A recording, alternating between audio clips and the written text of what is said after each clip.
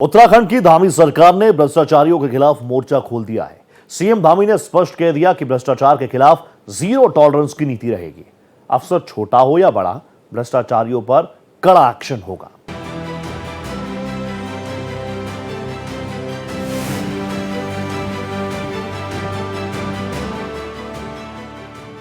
उत्तराखंड में भ्रष्टाचार के खिलाफ ताबड़तोड़ एक्शन जारी है। मुख्यमंत्री पुष्कर सिंह धामी के नेतृत्व में पारदर्शी और जवाबदेह शासन की दिशा में ठोस और निर्णायक कदम उठाए जा रहे हैं। धामी सरकार का स्पष्ट ध्येय है कि राज्य को भ्रष्टाचार मुक्त बनाना है, प्रशासन की जवाबदेही सुनिश्चित करना है। भ्रष्टाचार को लेकर हमारा बिल्कुल स्पष्ट मत है।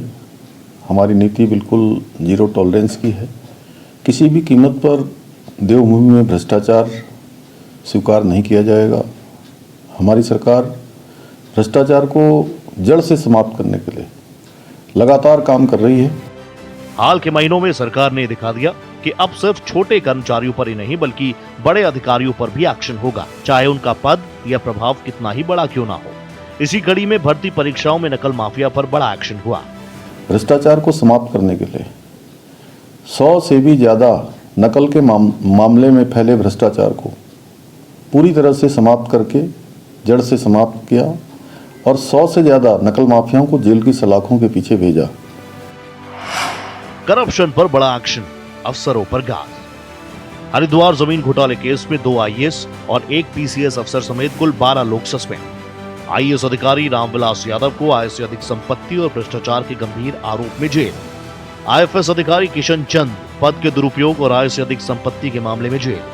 पूर्व आईएफएस अधिकारी और यूके SSSC के पूर्व चेयरमैन आरबीएस रावत को परीक्षा धांधली में जेल। उद्यान निदेशक हरमिंदर सिंह बवेजा को बागवानी विभाग में भ्रष्टाचार और वित्तीय गड़बड़ी के कारण सस्पेंड। आयुर्वेद विश्वविद्यालय के वित्त नियंत्रक अमित जैन पर वित्तीय नियमों की अवहेलना मामले में एक्शन। परिवहन निगम में उप महाप्रबंधक वित्त भूपेंद्र कुमार वित्तीय गड़बड़ियों के आरोपों में निलंबित। लेखपाल महिपाल सिंह पर भ्रष्टाचार निवारण अधिनियम के तहत केस दर्ज।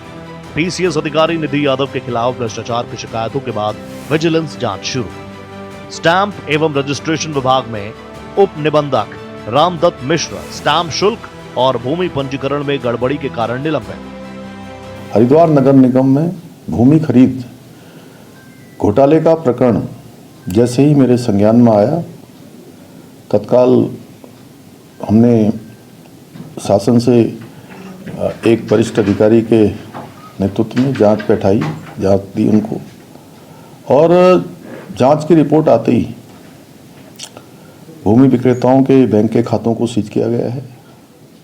कई अन्य कर्मचारी जो इसमें संलिप्त पाए गए हैं प्रारंभिक रिपोर्ट में, उन सभी को सस्पेंड किया गया है। धामी सरकार की तरफ से मैसेज एकदम स्पष्ट है, अफसर छोटा हो या बड़ा, जो करप्शन करेगा वो नपेगा। Bureau report, Bharat express.